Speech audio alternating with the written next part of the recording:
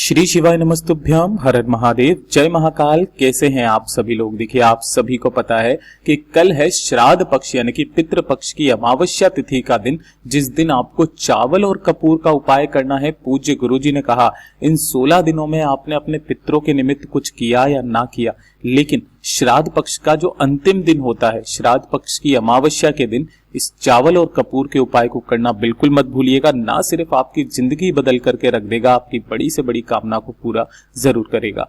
पूज्य गुरुजी की कथा से सुन करके और समझ करके पूरे उपाय को बड़े ही आसान भाषा में आपको बताऊंगा, परंतु उससे पहले आप सबसे एक छोटी सी प्रार्थना। जो लोग पहली बार आए हैं, चैनल को सब्सक्राइब जरूर कीजिएगा और वीडियो को लाइक करके देव आदिदेव महादेव का कोई सा भी प्यारा नाम कमेंट बॉक्स में लिखना मत भूलिएगा। इस पूरे वीडियो में हम 3 महा उपायों के बारे में बात करेंगे, जो कि आपको इस श्राद्ध पक्ष के अंतिम दिन यानी कि अमावस्या तिथि के दिन करने ही करने हैं। ध्यान से सुनते चले जाना, समझने की कोशिश करना। सबसे पहले बात करते हैं पहले वाले उपाय की। देखिए, पूज्य गुरुजी ने जो 3 उपाय बताए है ना, उन 3 में से जो ये पहला वाला उपाय है ना, इसे आप कभी भी कर सकते हैं, कोई दिन फिक्स नहीं है। लेकिन जो अंतिम 2 उपाय हैं, पूज्य गुरुजी ने कहा कि इस श्राद्ध पितृ पक्ष की अमावस्या तिथि के दिन आपको करने ही करने हैं। ये वो वाले श्राद्ध पक्ष होते हैं, ये वो अमावस्या होती है जो जस्ट पहले पड़ती है शारदीय नवरात्रों के, इसीलिए इसका महत्व बहुत बड़ा होता है। सबसे पहले पहले वाले उपाय की बात करते हैं। गुरुदेव ने जाते जाते कथा में एक चीज बात बोली कि जीवन में हमें कुछ ऐसे लोग जरूर मिलते हैं जो हमें पग बतर क्या देते रहते हैं, बद्दुआ देते रहते हैं। यानी कि अगर कोई भी व्यक्ति आपको जैसे कि बद्दुआ दे देता है ना, कि आप जीवन में कुछ नहीं कर सकते हो, आप जीवन में तरक्की नहीं पा सकते हो, कुछ भी आपको दिन भर बद्दुआ देता रहता है, कभी ना कभी देता रहता है, तो आपके मन में क्या आ जाता है, थोड़ा सा डर आ जाता है, थोड़ा सा भय आ जाता है कि कहीं इसकी बद्दुआ फल ना जाए, है ना, कहीं मेरे साथ कुछ बुरा ना हो जाए। कोई भी अगर आपको कोई बद्दुआ देता है तो आपको उसको सीधा जवाब नहीं देना है। गुरुदेव ने साफ कहा, शिव महापुराण में भी वर्णित है, आप उसे अपने मुख से कोई भी ऐसे शब्द ना कहिए जो आपको नहीं कहना चाहिए। आप सिर्फ महादेव पर छोड़ दीजिए। किस तरीके से एक उपाय करके आप अपने ऊपर आने वाली सभी बद्दुआओं को टाल सकते हैं। आपके जीवन का भय, डर जो होगा वो हमेशा के लिए खत्म हो जाएगा। एक छोटा सा काम आपको करना है। अगर कोई भी आपको बद्दुआ देता है तो आपको जाना होगा भोलेनाथ के मंदिर में। क्या क्या चीजें लेकर के जाना है? एक लेना है आपको बेलपत्र, जो कहीं से भी खंडित कटा पिटा ना हो, इस चीज का ख्याल रखना। दूसरे नंबर पर आपको चाहिए होगा थोड़ा सा दूध। अब दूध जो लोगे वो कौन सा लोगे? गाय का। और कैसा होना चाहिए? कच्चा दूध होना चाहिए, है ना। थोड़ा सा कच्चा दूध ले लेना। इसी के साथ में आपको लेना होगा घी। अब ये वाला जो घी होना चाहिए ये भी गाय का होना चाहिए। 1 बूंद मात्र आपको चाहिए, इससे ज्यादा नहीं चाहिए, मात्र 1 बूंद आपका घी चाहिए, ठीक है। और 1 लोटा शुद्ध जल अपने घर का लेना, तांबे के कलश में। बस इन सभी को लेकर के आपको पहुंचना है भोलेनाथ के मंदिर में, शिवलिंग के पास। किसी भी दिन चले जाना, किसी भी समय चले जाना। जब भी आपको लगे कि लोग आपको बद्दुआ देते हैं, हफ्ते में 1 बार करना स्टार्ट कर दीजिए, कोई दिक्कत नहीं है। आपको शिवालय में जाना है, शिवलिंग के पीछे की तरफ में खड़े होना है। सबसे पहले 1 लोटा शुद्ध जल जो आप लेकर के आए हो, श्री शिवाय नमस्तुभ्यम मंत्र का स्मरण करते हुए महादेव के शिवलिंग पर समर्पित करना है, अवधूतेश्वर महादेव के नाम से, ठीक है। अवधूतेश्वर महादेव के नाम से समर्पित करना। जब ये पूरा जल समर्पित हो जाए, उसके पश्चात आपने जो एक बेलपत्र लिया है, इस एक बेलपत्र की जो ये बीच वाली पत्ती होती है, ऊपर वाली पत्ती, इस पर आपको लगाना होगा दूध चिकने हिस्से की तरफ। इस पर पूरे पे आपको दूध लगाना है। थोड़ा सा दूध लेना था, थोड़ा सा दूध लगा देना। और ये जो नीचे की दोनों पत्तियां हैं, इस पर भी आपको लगाना होगा घी और इस पर भी लगाना होगा घी, चिकने हिस्से की तरफ। इन दोनों पर आपको घी लगाना है और इस पर आपको लगाना है दूध।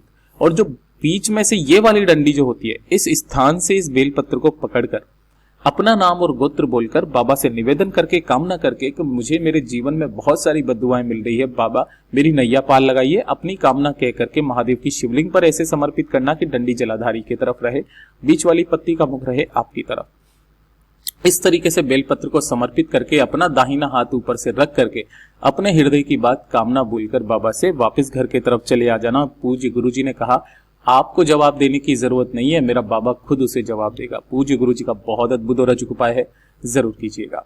और अब बात करते हैं दूसरे वाले उपाय की। ये जो दूसरा वाला उपाय है, ये क्यों इतना ज्यादा खास है? देखिए, पहला कि ये सर्व पितृ मोक्ष अमावस्या है।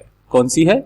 सर्व पितृ मोक्ष अमावस्या, जो कि पितृ पक्ष की सबसे अंतिम दिन पितृ पक्ष की अमावस्या होती है। और ये अमावस्या खास क्यों है? क्योंकि ये जस्ट पहले पड़ती है शारदीय नवरात्रों से, है ना। नवरात्रि से पहले पड़ने वाली जितनी भी अमावस्याएं होती है, चाहे वो गुप्त नवरात्रि वाली हो, चाहे वो चैत्र नवरात्रि वाली हो, चाहे शारदीय नवरात्रि वाली हो, उस अमावस्या का महत्व तो बहुत बड़ा होता है। पूज्य गुरु जी ने कहा कुछ और उपाय करो या मत करो, सर्व पितृ मोक्ष अमावस्या की रात्रि को, है ना, रात्रि को आपको अपने घर पर यह वाला उपाय निश्चित रूप से करना है। आपके घर में ना सिर्फ सुख शांति समृद्धि वैभव धन की प्राप्ति होगी, आपकी बड़ी से बड़ी कामनाएं पूरी होगी। आपको मात्र थोड़े से लेने होंगे चावल। अब चावल चाहे आप अखंडित ले लो या फिर आपके पास टुकड़ी है, कोई से भी ले लो, एक छोटी सी कटोरी में आपको चावल ले लेना है, ज्यादा नहीं, एक मुट्ठी के बराबर। इसी के साथ में आपको लेना होगा थोड़ा सा कपूर, है ना, चावल और कपूर वाला उपाय है ये। आपको 2 से 4 टुकड़े कपूर के ले लेने हैं, ठीक है। कोशिश करना इस तरीके से का कपूर मिल जाए। मैं कभी भी ऐसे वाले कपूर को रिकमेंड नहीं करता हूं, ये गोलियां अलग टाइप की होती है, ओरिजिनल जो कपूर होता है वो इस तरीके का होता है। तो 2 से 4 टुकड़े कपूर के लेना। जिस कटोरी में आपने चावल लिए हैं इस तरीके से, उसी चावल की कटोरी के ऊपर आपको वो 2-3 टुकड़े जो कपूर के लिए हैं इस तरीके से कपूर के टुकड़ों को रख देना। अब जब अमावस्या के शाम का समय आएगा, है ना, मतलब कि आपको 2 अक्टूबर की शाम को ये वाली कटोरी उठा करके आपके घर का जो मुख्य दरवाजा है, देखिए वो जो बिल्कुल सड़क पर निकल जाता है वो वाला नहीं, जो लकड़ी वाला गेट होता है ये वाला, जब आप अंदर की तरफ में जाते हो तो आपका जो दाहिना हाथ पड़ता है इस साइड में, आपको उस कटोरी को रख देना है और किसी भी चीज से ढांक देना है ना। इसलिए क्यों बोला गया, पूज्य गुरु जी ने कहा कि इसके अंदर का कपूर अगर आप ढाकोगे नहीं तो वो उड़ जाएगा, ठीक है ना, वो हवा के साथ में रिएक्शन करके क्या हो जाता है, उसके अंदर इनविजिबल हो जाता है। तो आपको करना क्या है, इसको ढाक देना है। पूरी रात भर आपको इस कटोरी को यहीं पर रखे रहने देना है, अपने पितरों का स्मरण करके यहां पर रख देना, ठीक है। जब दूसरा दिन आएगा सुबह, है ना, यानी कि जब नवरात्रि का प्रथम दिन प्रतिपदा तिथि की उदया तिथि हो जाएगी, उस समय पर आपको सुबह स्नान करने के पश्चात इस ढक्कन को यहां से हटाना है और इसके ऊपर जो चावल के टुकड़ों के ऊपर कपूर रखा है उस कपूर को जला देना है, अग्नि प्रज्वलित कर देनी है। अग्नि प्रज्वलित कर देने के पश्चात थोड़ी सी देर तक वहीं पर खड़े रहना। जितने चावल जलेंगे जल जाएंगे। जब वो कपूर पूरा ठंडा हो जाए, ठंडा हो जाने के पश्चात जो आपने कटोरी बची हुई है, जले हुए चावल की कटोरी, उन चावलों को उठाना और किसी भी ऐसे स्थान पर डाल देना जहां पर पक्षी उन दानों को चुग ले। पूज्य गुरुजी ने कहा ये वाला उपाय सिर्फ और सिर्फ नवरात्रि से पहले पड़ने वाली अमावस्या के दिन किया जाता है और ये अमावस्या सबसे बड़ी अमावस्या है साल की, जिसे सर्व पितृ मोक्ष अमावस्या के भी नाम से जानते हैं। पूज्य गुरुजी का बहुत अद्भुत और अचूक उपाय है, जरूर कीजिएगा। बात करते हैं तीसरे वाले उपाय की। तीसरा वाला जो उपाय पूज्य गुरुजी ने कहा कि ये वाला उपाय न सिर्फ आपके पितरों को तर्पण दिलाएगा, पूज्य गुरुजी ने कहा सीधे उनको मोक्ष की प्राप्ति होती है। जिस घर का कोई भी एक सदस्य अपने पितरों के निमित्त इस उपाय को पूरे सच्चे मन से सर्व पितृ मोक्ष अमावस्या के दिन शाम के समय कर लेता है ना। कब करना है आपको? शाम के समय। चाहो तो आप अपने घर पर भी कर सकते हो। ध्यान से सुनना, आपको एक दीपक तैयार करना है ना। ये दीपक चाहो तो आप मिट्टी का ले लो या फिर आटे का बनाओगे तो जौ के आटे का बनाना, और इसके अंदर लगानी होगी आपको लंबी बाती इस तरीके से। इसके अंदर भरना होगा आपको घी। किसका भरोगे? गौ माता का।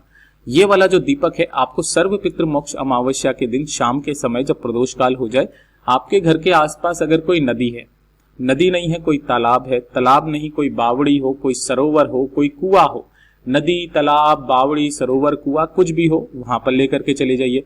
अगर ये भी नहीं है ना, अगर आपके घर के आसपास ये बहुत ज्यादा दूर है, तो आपको पितरों के समान माने जाने वाले 3 वृक्ष, पहला पीपल का, दूसरा वट वृक्ष जिसे बड़ का पेड़ भी कहा जाता है, और तीसरा मैया पार्वती के अश्रुओं से पैदा हुआ बेलपत्री का पेड़, अगर ये आपके घर में भी है ना तो घर में भी आप कर सकते हैं। आपको यहां जाकर के इसकी पेड़ की जड़ों के पास में उस दीपक को प्रज्वलित कर देना है शाम के समय अपने पितरों का स्मरण करके, और इस बत्ती का मुख आपको दक्षिण दिशा की तरफ रखना है। इस चीज का ध्यान रखना। 2 मिनट वहां पर खड़े होकर अपने पितरों का आह्वान करके उनसे नमस्कार करके घर में सुख शांति समृद्धि की वैभव की कामना करके वापस घर की तरफ चले आ जाइएगा। बस ये वाले सारे काम आपको इस सर्व पितृ मोक्ष अमावस्या के दिन करने ही करने हैं। पूज्य गुरु जी के बताए गए सभी उपाय बहुत ही ज्यादा खास और अद्भुत है, जरूर कीजिएगा। वीडियो पसंद आए तो लाइक जरूर करना, चैनल को सब्सक्राइब जरूर कीजिएगा। मैं आपसे मिलता हूं अगले वीडियो में, तब तक के लिए ओम नमः शिवाय, हर हर महादेव, जय महाकाल।